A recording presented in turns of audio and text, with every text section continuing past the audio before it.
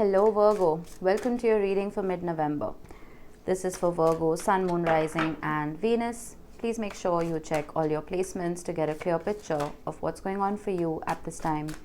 As always, this is a general reading. It may or may not resonate for all of you. Please take the bits that do resonate and leave the rest behind for somebody else. Now, I'm pulling a simple past, present, future spread for you today, but I'm starting off with the RKO deck by Nick Pantock. It's a beautiful deck and I should really use it more often. This is just to get an overview of your energy. Oh, okay, wow. Glorious. I love it. We have Anima Animus. You're the third sign that's popping up for, and we have the Hypocrite. Let's talk about these. Now, the Hypocrite, that is a very pious man, okay? But he is politically motivated and his agenda is driven by an obsessive hunger to control the people and situations around him. This card, when it appears, it talks about cunningness and manipulation. It talks about somebody who could be in your environment who you don't want to openly cross. The hypocrite's presence reminds us that we need to keep away from two-faced tendencies, whether they're within ourselves or they're within other people. The hypocrite can be somebody who is very duplicitous. It can be someone who can be emotionally manipulative. It is someone who is very controlling and somebody who has hidden agendas. It's interesting that we have it next to Anima Animus because this is the Lover's card. This is yin and yang. This is the sun and the moon. This is a union between two different polarities. Ask yourself, the relationships that you are finding yourselves to be a part of, is there any power play involved? Are there any ego-driven games? Is there any manipulation involved in these relationships? Are you being able to be yourself in these relationships, or are you finding yourself to be constantly defensive, constantly having to wear a mask in order to please this other person? Or vice versa. Is this particular person who is a part of your life, whoever it is that you may be dealing with, are they authentic, or are they trying to emotionally manipulate you? You are a very giving sign, Virgo, and a lot of the people in my life very dear to me are Virgo risings, and I have seen this as part of their psyches. They give until they've had enough, and sometimes with that giving nature, people can take advantage of you. Anima Animus is the energy of logic and intuition merging to form a new spectrum of color. Okay, this is not black and white. This is black and white mixing to form a beautiful shade of gray.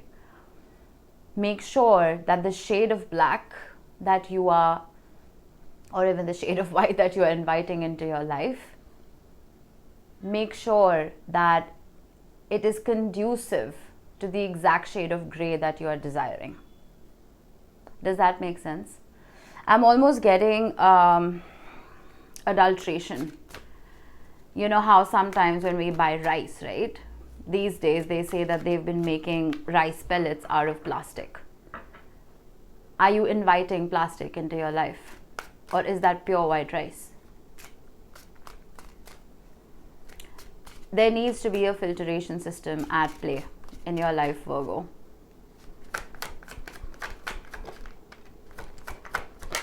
And I think you already know that. In the recent past, we have the Eight of Cups with the Six of Wands. The Six of Wands normally is a beautiful card about success, about victory after a long battle, about being seen for the magnificent creature that you are. But sometimes the Six of Wands can be the energy of someone seeking attention and wanting that attention however they can get it. Okay, I'm almost feeling like with the Eight of Cups and the Six of Wands, you're walking away from an energy where you were constantly having to dim your light for. someone who wanted to constantly keep shining and you had to downplay yourself. There is a power struggle here that I'm getting so strongly. But with the Eight of Cups, I'm almost feeling like no matter how much at home you felt with this particular energy, this doesn't even have to be love, to be frank with you. It could be work, it could be family. Wherever you felt that you had to dim your light, no matter how comfortable that situation had become, you walked away from it. Good on you, Virgo. Let's see the present moment. Crazy flip. Oh, wow.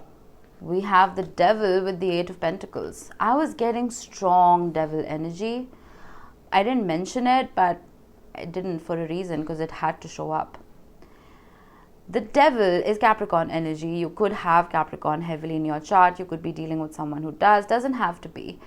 But with the Eight of Pentacles and the Devil, I feel like you've recognized this pattern. You've recognized that toxic tie. This could have been a codependent relationship, and I feel like you have understood the dynamic of it, because the Eight of Pentacles is looking at the intricacies of something, right? This is not surface level energy. This is truly delving deep. And if there's ever a time for us to do that, it was during this Scorpio season, which ends around the 23rd, I think. When, no, hang on. When does it end? When does the Sun enter Sagittarius? 22nd. So this is a great time to dig deep and look at the intricacies of our patterns, of our traits, of the toxicities in our life. Weed out what doesn't serve us. And I feel like you're doing that beautifully, Virgo. There could have been something that kept your heart tied to whatever this was. But I'm almost feeling like you're not that tied down that you're not able to finally put yourself first. Let's see for the future. I love it. Absolutely love it. That's glorious. Oh, stunning energy, Virgo. I'm so glad. The other signs have been getting very meh kind of energies for the future, and I've been a little stumped about how to explain all of that to them. But anyway, oh, stunning. Absolutely love it. Look at this. Temperance, Ten of Pentacles, Page of Swords, Knight of Swords, and the Emperor with the Two of Wands at the bottom of the deck. In the future, we have the Ace of Pentacles, which is a brand new beginning. You see the similarities in these cards. I never noticed this before. I love this deck, but I haven't noticed this earlier. You see how with the Devil card, you're tied down because of your heart, because of your feelings, because of attachment, right? So what is helping you grow or not grow is something that is poisonous. But here, this is a seed. It is a seed from an apple that grows into a beautiful tree that gives you more apples. I'm getting that the weeding out that you have been doing has created space for you to flourish. It has created that filtration system by default, so that the offers that come in for you, whether they are offers that have transformed and are finally coming in correctly, or brand new offers, it doesn't matter. But they finally have staying power, while the seeds that you were being given earlier were dormant. And they may even have been seeds of weeds, of poisonous plants. Now the seeds that you are being offered from the universe, from the people that you are dealing with who may be coming into your life, they are solid. And I see this happening now. Temperance is Sagittarius energy. And then the Ten of Pentacles. What does the Ace of Pentacles lead to? The 10, which is everything one could desire. A beautiful, happy life, full of stability, groundedness, love, peace, and security. And this is all happening because you've been doing the work. Let's get Lenormands to bridge these cards just for some more clarity. Beautiful. Anchor. Anchor has been showing up a lot, and I feel like whatever didn't bring you that sense of peace and that sense of that calm during a storm, that oasis, you walked away from that. You became your own anchor. Oh, we have two. Interesting. We have the moon and we have clover. The clover card is a card of luck, but it could also be a card of in and out energy. And the moon, again, could talk about duplicity. It could talk about wearing a mask. It could talk about uncertainty and fears and insecurities and things that are hidden. There isn't much staying power in the moon and the clover. And I feel like you've adopted this change that you're going through. You adopted a very beautiful and playful mindset while you were going through this. The numbers 32 and 35 could mean something to you. Doesn't have to be. There could have been a 2-year age gap between the two of you. Doesn't have to be if you're here for love. But I do feel that you are looking at those insecurities in the face and you are transmuting those fears into strengths. And with the clover, that's luck. That's pure dumb luck coming your way. I feel like you're being protected by the universe. And then we have book. The book does talk about doing something by the book. Of course, it could talk about rules, but it does talk about information, knowledge, and potential. It talks about mastering a new skill. It can talk about education. But overall, it signifies unrealized potential and favorable opportunities. It could indicate a partnership with a difficult or closed person that might finally be opening up. It could also, for some of you, talk about the possibility of a secret.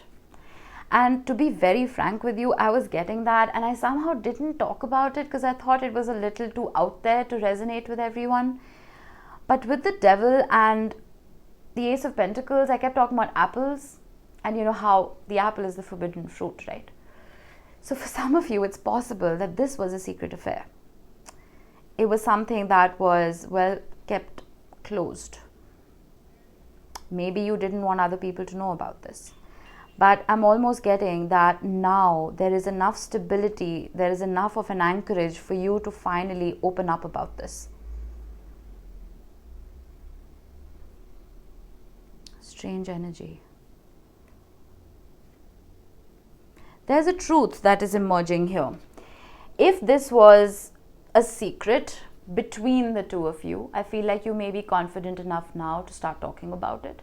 If this was something that you suspected from a partner earlier, the duplicity that we were talking about, I almost feel like you'll have enough facts now to truly make a sound decision. That's for some of you. It's not going to resonate with everybody.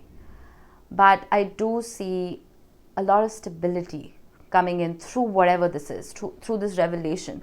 It doesn't have to be something that is announced to the public, right? It could just be a revelation. We did have the Ace of Swords.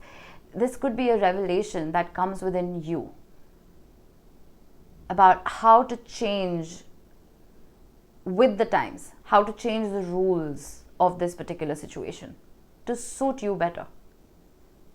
Does that make sense? I hope it does. That was a little vague. All right, let's get you some charms to close this off. Oh, we don't have too many. We have a mask. Oh, right there. Make sure you are being authentic and the people you are dealing with are being authentic as well. Virgo, that is very, very important. We have Pisces. You could be dealing with the Pisces or you could have it heavily in your chart. But Pisces energy talks about being mutable. It talks about being spiritual and trusting your intuition. Make sure you're doing that. We have a pentacle. We do have the Ace of Pentacles. Whatever it is that you are planting, make sure it is not poisonous. Make sure it's going to grow into a beautiful tree that can sustain you for life. Make sure this Ace of Pentacles turns into the Ten of Pentacles. Otherwise, do not water it. Okay? And then we have the letter H. This could be your initial. It could be the initial of someone you're dealing with. Doesn't have to be. But there we have it. I hope this helped you, Virgo. I will see you in the next one. Bye-bye.